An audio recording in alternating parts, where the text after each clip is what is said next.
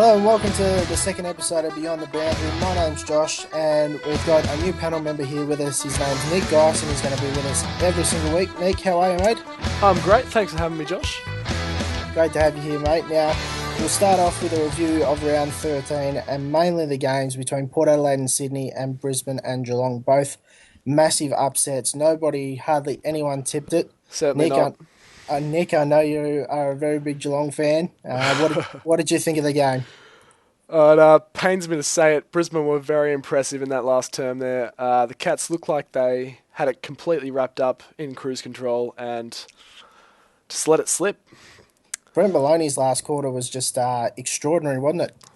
It certainly was. He's really come out of his shell since he's left Melbourne and absolutely excelling up there in Brisbane. Yeah, absolutely. I have to agree. And personally, I think it was one of the best last quarters that I've ever seen. He orchestrated the midfield very well. He led from the front. Him and Simon Black were just absolutely enormous in that second half. So I think big credit has to go to those two. Certainly does. Simon Black, textbook performance from him. Gone under the radar a bit in the last couple of seasons, but really shown why he was a premiership player and a Brownlow medalist.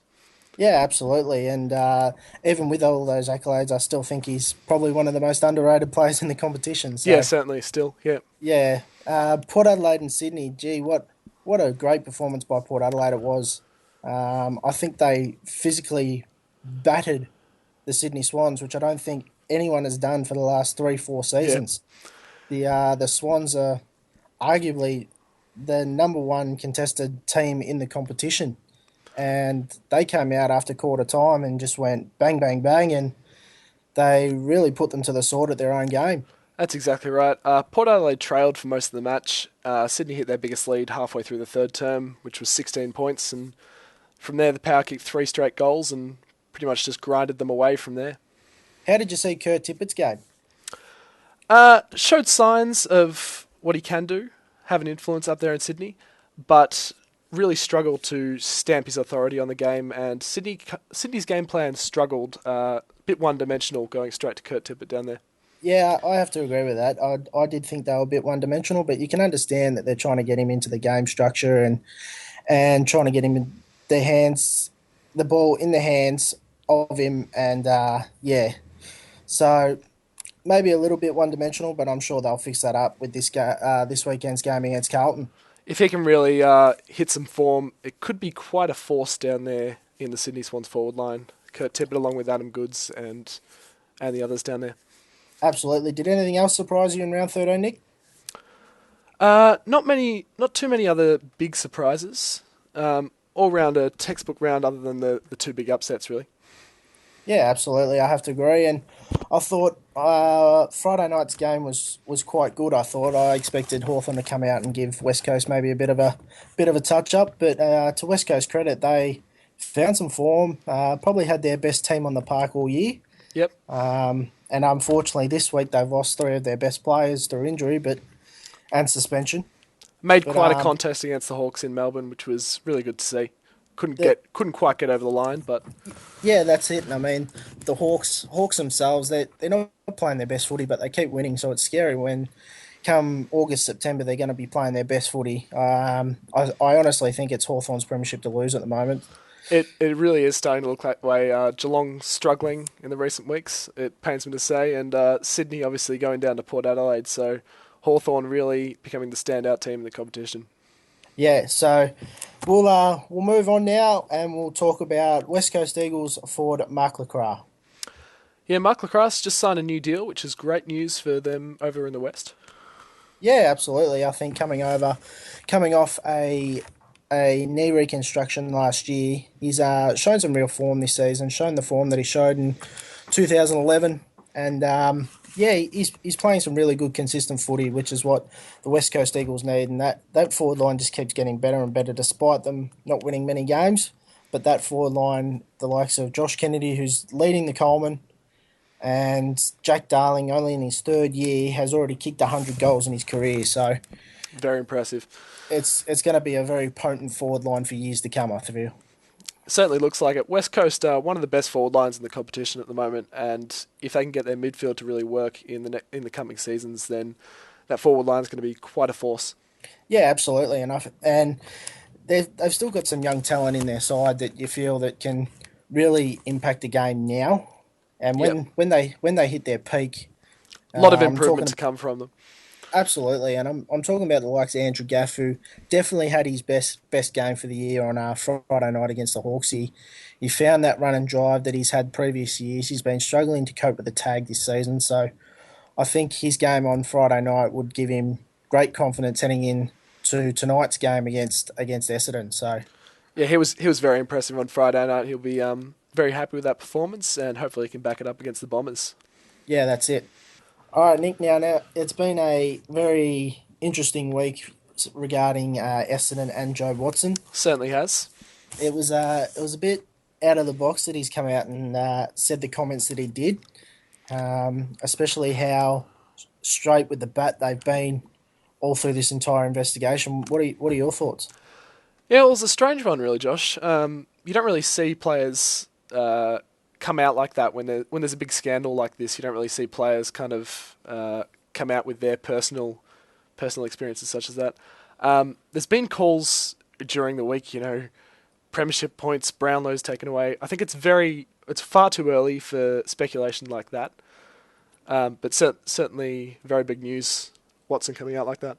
Yeah, absolutely. And as many people know, I'm an Essendon man, and people think I'm biased and all that, which I'm certainly not. But I just think, as you said, it's way too early to be calling for premiership points to be stripped and awards to be stripped. I think it's only fair that this investigation, let it finish, let it take its course, and then the right people will make the right decisions at the end, what punishments are handed down and stuff like that. So there's not much else that we know. So we'll move on, and we'll wait for this investigation to finish. Yep. So we'll move on, and now Hawthorn's Jared Ruffhead. He has been absolutely super this year. He's played his best footy probably in his career this season, and especially over the last month. Nick, you've got his stats there for the last month? Yeah, he's Hawthorn's leading goal kicker this season. He's got 36 and an average of 3 per game. He's averaging just under 20 touches per game, which is really good for a forward. Averaging 5 marks a game and leads the Hawks for marks inside 50. So it's been very valuable for them this season. Yeah, especially his last 2 weeks against Carlton and West Coast. He's kicked 9 goals in the last 2 games and really been pivotal in both their wins. So is he in All-Australian form, Nick? Oh, he's thereabouts. I won't make the big call on whether or not he's the man for the job, but he's certainly thereabouts. Yeah, I have to agree. And I reckon if I had my time again to do my All-Australian mid-year side, I think I'd find a spot for him. He's been... Certainly at this stage, he's up there. Yeah, absolutely. I'd have to agree. All right, Nick, this week's NAB Rising Star was Port Adelaide's Jake Neade. He was very good against the Sydney Swans. What were his stats? 12 touches, 5 tackles and a goal, so pretty solid performance. But yeah, well, he's a player that reminds me much of like Cyril Rioli. He doesn't get a lot of the ball. Uses it very well. Doesn't waste it. That's right. He puts that forward pressure on the defenders, and I think that's something that Port Adelaide have really lacked over the last few years. He's come in and he's really cemented himself in the side this year. Yeah, that's it. I have to agree. And for the smallest player in the competition, I think he stands at 170 centimetres. So I might be wrong, but he's not afraid to put his body on the line, which is great to see for a small fella. And he's really added that spark to the Port Adelaide side. He's certainly an exciting prospect for the future of the Port Adelaide Football Club. Yeah, that's it. And I'm sure correct me if I'm wrong, he's played every game this season? Missed 1, I believe. Ah, beautiful. Okay, well, yeah, he's really cemented his spot in this side, and he's been terrific this season. So a well-deserved all-round NAB Rising Star nomination. Now moving on to the previews for this week, we got West Coast versus Essendon tonight at Patterson Stadium. I've got the ins and outs for West Coast. In comes Mike Hutchings, Brad Shepherd, Ashley Smith, and for his first game is Simon Tunbridge. Out goes Blaine Wilson, who's been omitted, Andrew Embley, who's been suspended for 1 week, Shannon Hearn with an ankle, and Scott Selwood with a thumb. Nick, you got the Essendon ins and outs? Certainly do. Tom Bellchambers is a massive inclusion. Courtney Dempsey, Joe Danaher has been omitted, and Heath Hocking comes out with a calf injury. Okay, so some pretty handy ins there for the Bombers and some pretty big outs there for the Eagles. So we'll start with the Eagles. Shannon Hearn, he's a massive loss for the West Coast Eagles. Who can step up in his place, Nick? That's right. Beau Waters really needs to step up. He's got one game under his belt, and he really plays a similar role to Hearn. So, having been injured for most of the season, it's really his chance to show his worth here. He reads the play very well, and he's such a talented player. I think he can fill that role really well. So, there's a young fella coming in for his first game, Simon Tunbridge. He's another medium-sized forward to tall forward that they've brought in, which is strange, really, considering that they've lost a defender and a midfielder and haven't really lost any tall forwards. Going pretty top-heavy here. They are, and hopefully the weather holds off for them, because being top-heavy on a big ground can really hurt. But if West Coast can pull it off at Patterson's, then I'm sure they can. So Simon Tunbridge, he's a 191 centimetre, 96 kilo forward. He was a pre-selected draft pick by the GWS Giants, a similar way to Jeremy Cameron got to the club in 2011. So he's definitely got the talent that the GWS Giants saw early on at a young age. So unfortunately, he got a bit homesick and he came back to WA and was lucky enough that the Eagles picked him up with a late pick. So he's been outstanding for Perth this year, and I'm sure the Eagles will have a plan for him to come in and try and exploit the Essendon defence, which has been really good this season. Probably the best it's been for the last 5 to 6 years. So it's going to be hard for the Eagles to kick a winning score, I feel. Yeah, it certainly will be, especially with the Bombers almost at full strength this week, Josh. Yeah, it's great to see Tom Bellchambers back in. I saw him a couple of weeks ago at Williamstown in the reserves, and he was just so dominant, and he's too good for the VFL, and honestly, he's good enough to be playing AFL. So from my point of view, he's out of contract at the end of the season, so I'm hoping the Bombers re-sign him very quickly. And I just want to touch on how important Courtney Dempsey is to this side as well. He's having a terrific year. His run and drive off half back is really important, and his speed and his skills are really improved. So for him to come back into the side on a big ground is really important. Joe Danaher, he's a very popular out this week. When can we expect to see him back? I think we'll see him next week. I just think the inexperience of Joe Danaher coming up against the likes of Dean Cox and Nat Nui, yep. He may have been, he would have been exposed. As good as he's been the last 2 weeks in his against Carlton and the Gold Coast, I think he would have been seriously out of his depth. He's shown that he can play at the top level, but I just think this week was the right move by James Hird and the coaching panel to leave him out. So I have full confidence in Joe Danaher and the coaching staff that he'll be back in the side against Port Adelaide next week. Now our tips for this week. What do you reckon, Josh? I'm going Essendon by 10. I just think we're going to be a little too strong, and our interstate form hasn't been too bad this season, so I'll go Essendon by 10 points. Nick, your thoughts? Yeah, I agree with you there. I'm going the Bombers by 20 points. Just too strong, almost a full strength side, and some very big outs for the Eagles, so Essendon by 20 points. I just want to touch on something as well. This is such an important game for Essendon. I think with Port Adelaide, Western Bulldogs and GWS in the next 3 weeks, it's 3 games that they should win. I think this is the most important game for Essendon this season. If they manage to win this, then a top 4 spot is really starting to become a massive chance. Especially with the Sydney loss last week, really putting pressure on Sydney, who were almost a shoo-in for a top 4 chance. So really putting pressure on the top end of the competition there. Yeah, that's it. Now moving on to the Sydney versus Carlton game. Now we must iterate, the teams haven't been released yet, so we're just going to run through some possible inclusions and some possible outs. So we must let you know that these are only possible inclusions. These are not certainties. This is just what we feel is what might happen at the team changes this week. So for Sydney, Adam Goods will go out with that knee. He'll miss 1 to 2 weeks. Sam Reid's right to go, as is Lewis Jetta. So the Swans, they were a bit disappointing last week, Nick, weren't they? Yeah, they were. Port Adelaide, they really crunched them out of the game, and they'll be really looking to bounce back here and cement themselves in a top 4 position. Yeah, that's it. And as we spoke about earlier when we spoke about Port Adelaide, they outplayed the Sydney Swans, and that's something that doesn't happen very often with the Swans. So you can guarantee this week on Friday night that they'll come out and they'll want to bounce back really well against Carlton. On their home deck, they will want to find themselves back inside the top 4, because with that loss to Port Adelaide, all of a sudden they're outside the top 4. So it was actually really surprising. Last week, Sydney was really the flavour of the week. They're absolutely on fire.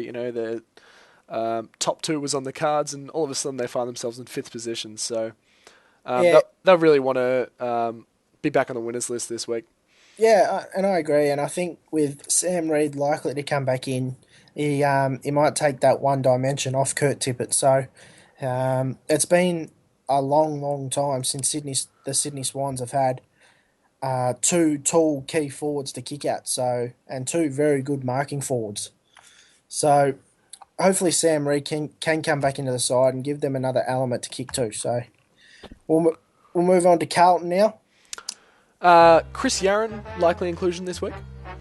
You'd think so. Michael Jamieson spoke during the week that he's earned the respect back of his teammates after spending a week in the VFL, and also having the bye last week, that he's earned that respect back, and he's likely to come back in. And Mick Malthouse isn't a type of coach that is angry at someone for too long, so he served his dues, and I'm confident he'll come back in this week. So yeah, the Blues really missed Yarran against Hawthorn. While they were very impressive against the Hawks, Yarran just gives them that outside run off half back that they really could have used. Yeah, it was Carlton's best performance for the season, I feel. Despite them losing, they may have been on the rough end of the stick with the umpires on some occasions, but they still held a lead and they still gave one up. So I think if they can manage to run out a strong 4 quarters and show that run and drive that they showed against the Hawks a couple of weeks ago, then they're a big chance in this match. So I certainly wouldn't rule them out. Last time Carlton played at the SCG was back in 2011, where they defeated the Swans by 16 points. So they'll certainly come to play, and they won't be expecting to lose up there.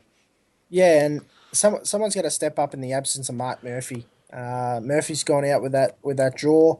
He had that collision with Hawthorn captain Luke Hodge 2 weeks ago. So someone's got to take up and take that ownership, and it might be Andrew Carazzo, who might come in this week. He's been coming in for the last month or so, but he might be the man to come straight in, lead from the front in the absence of Mark Murphy.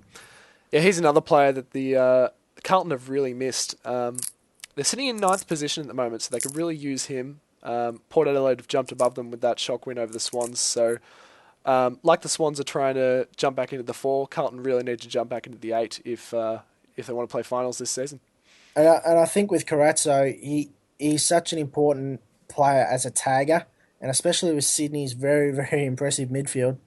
I think he has to come in and play on the likes of one of either Daniel Hanbury or Josh Kennedy. Ryan O'Keefe goes under the radar that much, it's not funny. So he's such a crucial player to the Carlton side. Certainly is.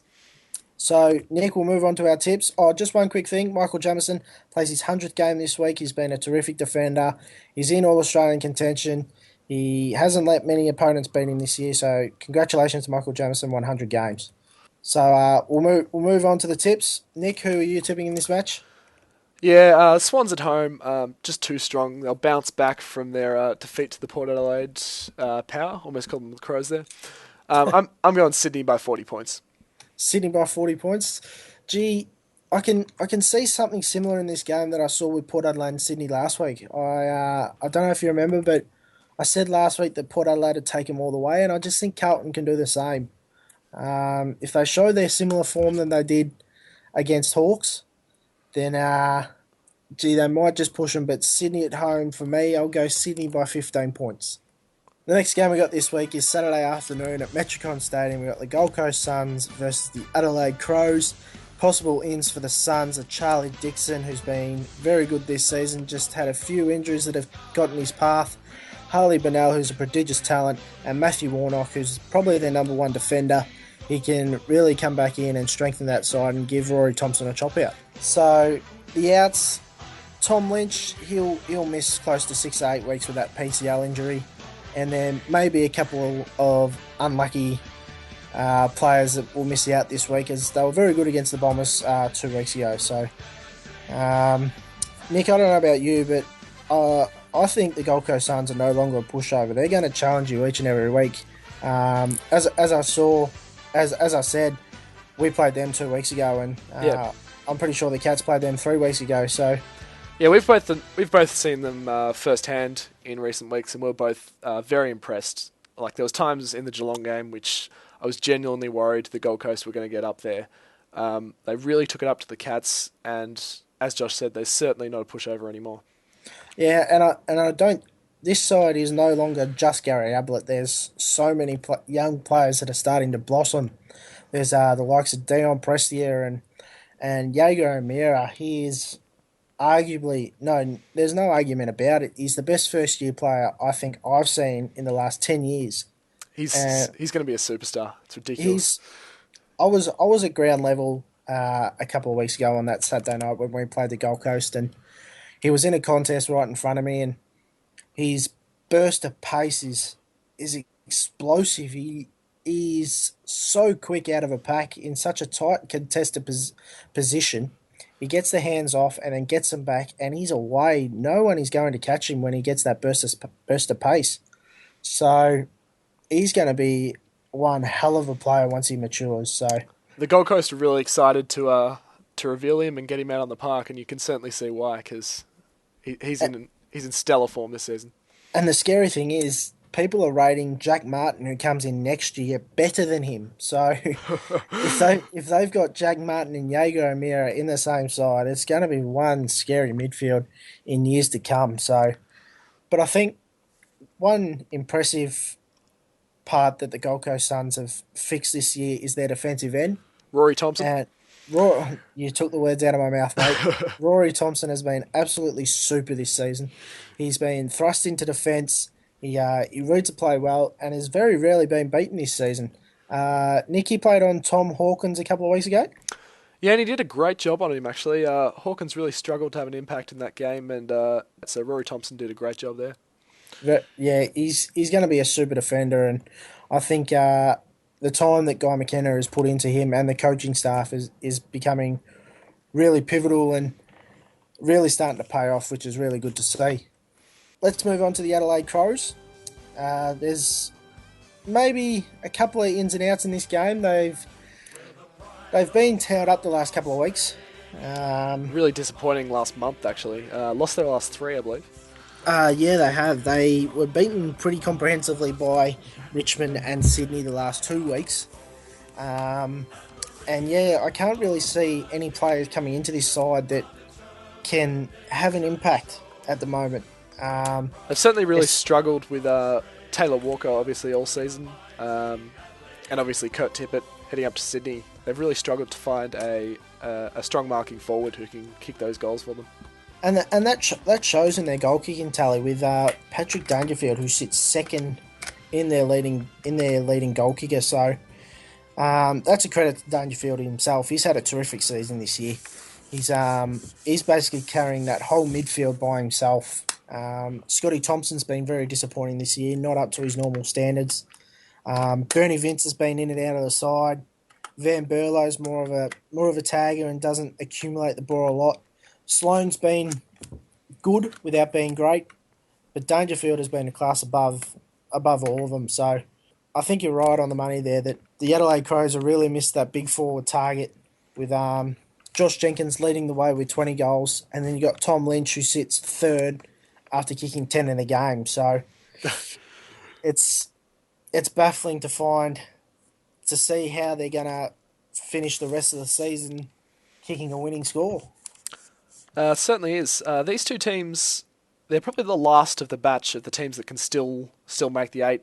You'd have to say North Melbourne and Brisbane are obviously out of contention at this stage on 16 points, but Adelaide and Gold Coast, it's not impossible. It'll be very hard, but they're both sitting on 20 points on the ladder. So must-win game for both teams if they want to have any chance of making the 8 this season. Is it game over for the loser? Is it the season over for the loser? Yes.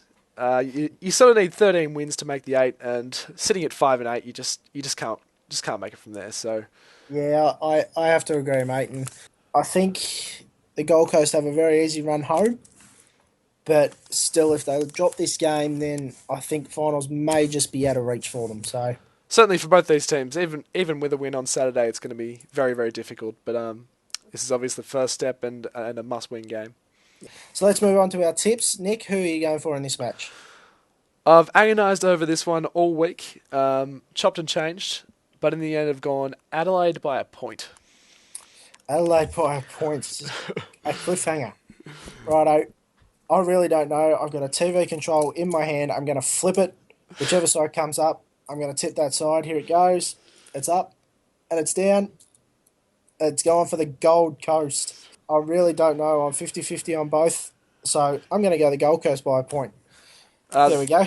How's that sound? This game certainly could go either way if there ever has been one, especially with the Gold Coast at home. So it'd be very intriguing to see how it pans out. It should be a good game. Looking forward to it. I think the Gold Coast may just get up, but I'm not overly confident. Our next game this week is at Amy Stadium, 4:10 start between Port Adelaide and Collingwood. Now, some possible inclusions for the Port Adelaide Footy Club. Travers Boak is a very likely chance to come back in after that surgery on his finger. It was reported that he missed this game against the Pies as well, but reports are that he's training very, very well and that he's a massive chance to come into this side to take on the mighty Magpies. Jackson Trengove, who's had a long layoff with injury, he's also a chance to come back as well to strengthen their defence. Nick, they were impressive last week. They certainly were. They'll be very proud of their performance against Sydney, and it's very important they back that up against the Pies, or that can almost amount to nothing, the effort they produced last week. I have to agree. I think if they put in a disappointing effort this week against Collingwood, then that win against Sydney won't mean much. They've got to be able to counter on that and really drive and keep their spot in the 8. If they want to be taken seriously, then they've got to show at least some effort or win this match if they want to keep their spot in the 8. So. Yeah, that's right. With Carlton and West Coast, 9th and 10th, Port Adelaide have just snuck into the 8 above them, so they really need, if they can't win this match, they really need to at least come as close as they possibly can and keep that pressure on the teams just below them. Port Adelaide have really struggled with Collingwood the last 3 times they've met.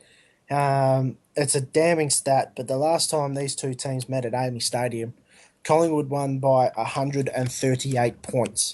So it's a massive challenge for Port Adelaide. An average losing margin in the last 3 games of 79 points. So that's something. That is something. So it's a big challenge for Port Adelaide in this match. So we'll move on to Collingwood now. Possible ins. There's some huge ins for Collingwood here. We've got Luke Ball, Andrew Cracker and Clinton Young. 3 very possible inclusions in this match. Tyson Goldsack will go out with a hip injury. And you'd think probably 2 of the youngsters might make way for the more experienced trio that come into the side, that are likely to come into the side. Clinton Young, he's had a couple of weeks in the VFL, as has Andrew Cracker. You got Cracker's stats there from last game, Nick? Yeah, 2 weeks ago in the VFL, he had 25 touches, 6 marks, 4 tackles and a goal. So very impressive while he's been out of the seniors. Yeah, he's too good for the VFL, and he went down there. He went home for a few personal reasons, and then with the team's good form, found himself in the VFL, got some match fitness back, and now he's ready and raring to go to take on Port Adelaide. So I think top 4 isn't out of the inclusion for Collingwood, but they must win this game. Port Adelaide will be high on confidence, and they really need to win this game if they want that top 4 spot. Collingwood certainly won't be taking them lightly, seeing what happened to the Swans last week, obviously. They're going for 4 in a row, so they're in great form at the moment. But as you said, they must win this game if they're any chance to get above, your Sydneys, your Essendons, your Fremantles, and get that 4th spot. I agree wholeheartedly, Nick. So what's your tip for this week? I'm thinking the Pies by 28. Yeah, I'm feeling you, mate. I'm going Collingwood by 23 points. So I think Port Adelaide will put in that good effort. Ken Hinkley, I said at the start of the year, he's going to be the best thing that happens to this football club for a long, long time, and it's certainly starting to show that way. So, but I think Collingwood may be just too strong at Amy Stadium. Moving on to the next game at Simmons Stadium on Saturday night, it's Geelong versus the Fremantle Dockers. Nick, this is your side. I'll let you take over, mate. Certainly is, Josh. Cats have been disappointing of late, actually. The last 5 games have had 2 losses, 2 disappointing wins, and I guess you could say one good win against the Port Adelaide Power. So they're really looking for that game to stamp their authority back in the competition and really show that they're a premiership contender this year. So, some likely inclusions, mate. Who's likely to come in? Yeah, Josh Caddy and Billy Smeds have been great in the VFL. While Nathan Vardy and Trent West, both ruckman, probably 50-50 on both of them. Dawson Simpson playing, I think, the 5th game of his career last week against Brisbane. He was great in the ruck. Probably needs to learn when to play on and when not to play on. Yes, I know what you're talking about there, mate. Yeah, but other than that, he's making a great case to hold his spot. So, but Nathan Vardy and Trent West, 50-50 for that spot there. You'd probably say Billy Smeds would be the likely inclusion to take Steve Johnson's spot, wouldn't you? Yeah, you'd think so. He's probably a walk-up selection after his performance in the VFL last week. 17 touches, 2 goals, 4 marks and 4 tackles. So having a great time down there. Josh Caddy as well was brilliant in the VFL. Yeah, fair call. I think Smets' pace and his awareness around goals, he has to be the inclusion for the suspended Steve Johnson. Moving on to the Fremantle side, probably the only likely inclusion was the late exclusion of David Mundy last week. He was out with a slight calf strain. Ross Lyon believes that he will be right to go and is likely to be selected. Whether he plays is a different story. A lot is being said about Fremantle and that they're a boring side to watch. But that may be the case, but it's effective. And defences win your premierships. Josh, can a side ranked 12th in attack win the premiership? Gee, it's a good question, Nick, and I'm not so sure. I looked at the stats the other day, and from the last 10 years, only one side has won the premiership with a attack ranked lower than 4th, and that was the Sydney Swans in 2005 with a ranking of 14th in the competition. So it's a damning stat, and I know they've got Matthew Pavlich out of the side at the moment, and gee, I don't know. I still have my little doubts on them. Their defensive game is no doubt the best in the competition, but just their attack just has me a little concerned on whether they can go all the way this season. So they've certainly done really well this season. They've won their last 4 and a draw. Is that correct, Nick? Yeah, their last 4 wins in a row. Obviously, they were that draw to Sydney, who were in great form themselves the week before that. So in brilliant form and in 3rd position on the ladder at the moment.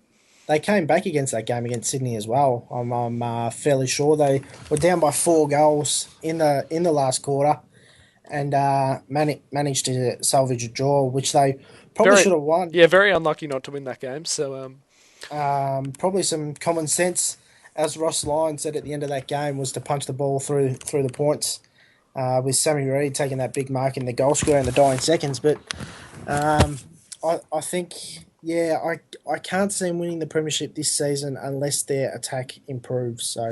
So who are you tipping this week, Josh?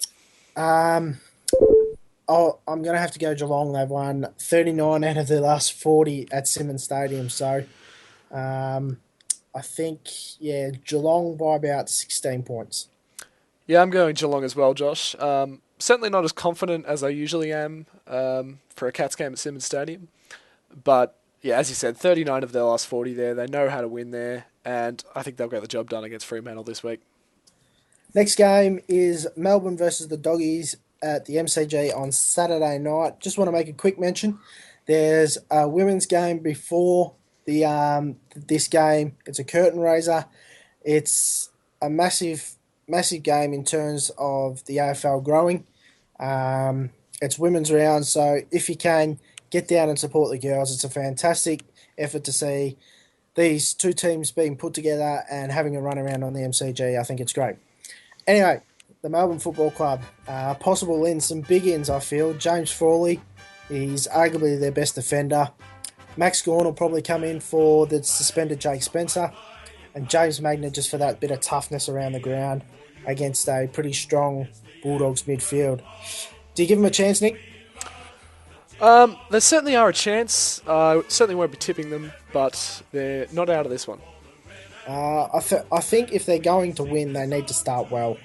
I think if they give up an early lead, then I don't think they can win this match. It's as simple as that. The Doggies are very strong in the midfield despite the results this year.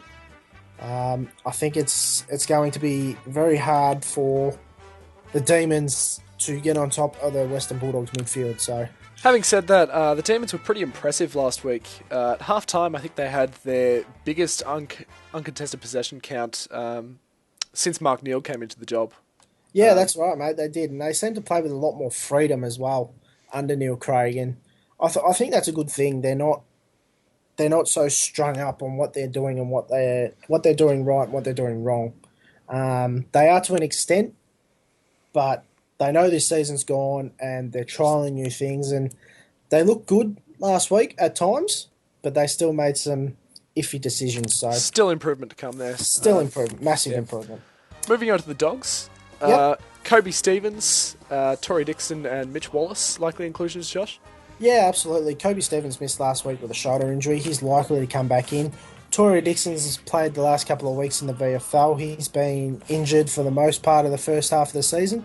And Mitch Wallace is a quality player who's too good to be playing in the VFL and will only strengthen this Western Bulldogs midfield coming into this game. So, and Brett Goulds with his wrist injury, probably a 50-50, is he? Yeah, he had a bit of a trouble during the week, and he's a bit 50-50 at the moment, so we'll see how he goes.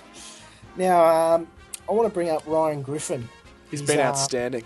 His last month has been absolutely phenomenal. His year's been phenomenal, but his last month has been something special. I feel really embarrassed that I actually traded him out of my Supercoach draft side to someone else.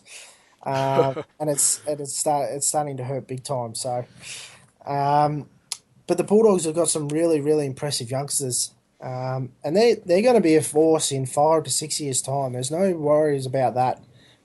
Jake Stringer, Jackson McRae, Lockie Hunter, Nathan Rovat, Clay Smith, Jason Johannesson. You can even throw Tom Liberatore in there.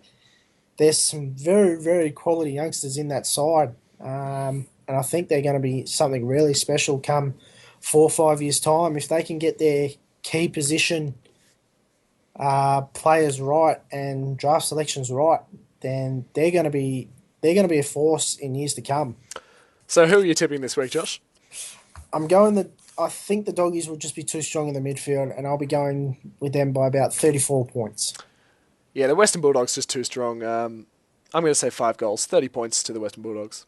We move on to Sunday's matches now. Hawthorn versus the Brisbane Lions. Some possible inclusions for Hawthorn: Paul Puopolo, Josh Gibson and Isaac Smith. 3 very important players to their structure. Grant Birchall, he'll miss the next 4 to 6 weeks. He's a massive out.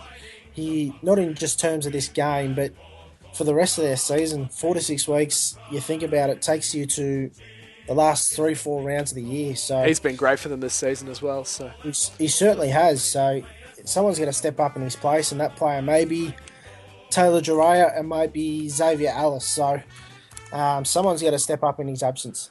And for the Lions, Josh Green a possible in?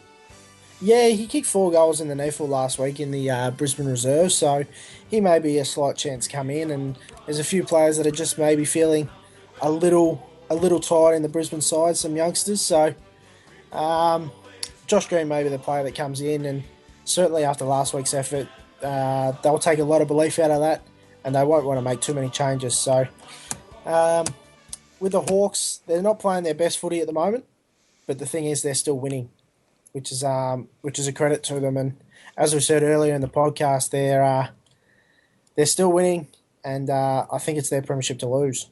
Who are you taking this week, Josh? I can't go past Hawthorn in Tasmania. Um, Hawthorn by 56 points.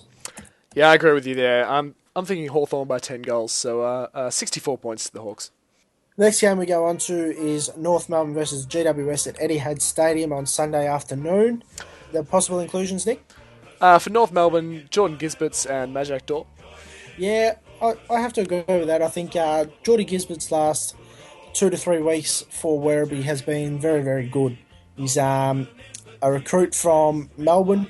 He was traded by the Demons to the North Melbourne Football Club. He's been really good in the last 2 to 3 weeks, so I think this is a perfect opportunity to play him. Majak coming up against a inexperienced side. I think maybe another game to get him some valuable experience and some good game time in the AFL. And for the Giants, Reece Palmer, Stephen Gillum, and Thomas Bugg. Yes, a bit of experience coming into this side, I think. The GWS Giants had a bye last week, which will do them a world of good. Unfortunately for the Giants, I really, really cannot see them winning a game this season. That might be a big call and they might bob up somewhere. But at the moment, I just really cannot see them beating anyone. But they'll keep trying. They'll keep trying new things, keep trying new players. And it's all you can really do for a developing side such as the Giants and Gold Coast have shown that. Yeah, absolutely. And I think we'll be looking at this time next year, looking at the Giants saying, okay, are they at the same spot as what the Gold Coast Suns are now? Which I believe they can be. They've got a lot of talent on their list. And when they get Johnny Patton back next year, maybe Tom Boyd, who's going to be the number 1 draft pick. To partner up with Jeremy Cameron, who's having a terrific season, we must mention. Jeremy Cameron would easily be in my All-Australian side right now. I don't care about your team performances. All-Australians are your own individual performances, and at the moment, Jeremy Cameron would be in my side. So, Nick, who's your tip for this match? Yeah, North Melbourne just far too good. But the Giants, they will put up a contest. I'm thinking North Melbourne by 40 points. Yeah, unfortunately, this game I can see a blowout. I really can. North Melbourne, they need to win this game. They cannot afford to drop it. I think North Melbourne will really push the 100-point margin here. Oh, big call. Big call, I know. But Petrie will be looking to have a big game. So I think I'm going to put a margin to it. North Melbourne by 105 points. Our final game this week on Sunday is Richmond versus the St Kilda Football Club. Some possible inclusions for Richmond. Jake Batchelor is the only one I can probably see coming in. The Tigers, they are flying at the moment. Absolutely flying. 5 of the last 6. 5 out of the last 6, geez. Yeah, some people still don't think they'll make finals. I reckon they're almost 95% of the way there. They sit in 6th position, and their next 3 games, including this one, are St Kilda, North Melbourne, and the Gold Coast Suns.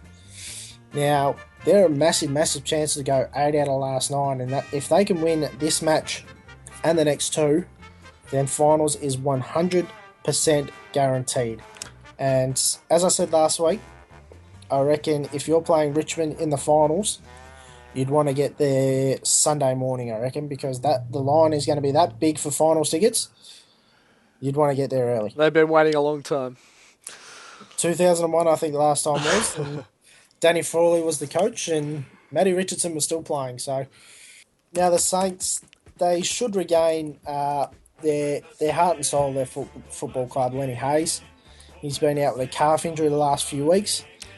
He should come back into the side, but the Saints are contemplating whether to bring him back through the VFL and ease him in. Nathan Wright and Josh Saunders also likely inclusions with a bit of a rotation policy with the youngsters. And Tom Simpkin with suspension. The obvious out there. Yeah, that's it. He was stupid enough to give Chris Dawes a bit of a whack, but we all make silly decisions, and he'll sit the next 2 weeks on the sidelines. So, Nick, what are your thoughts on the Saints?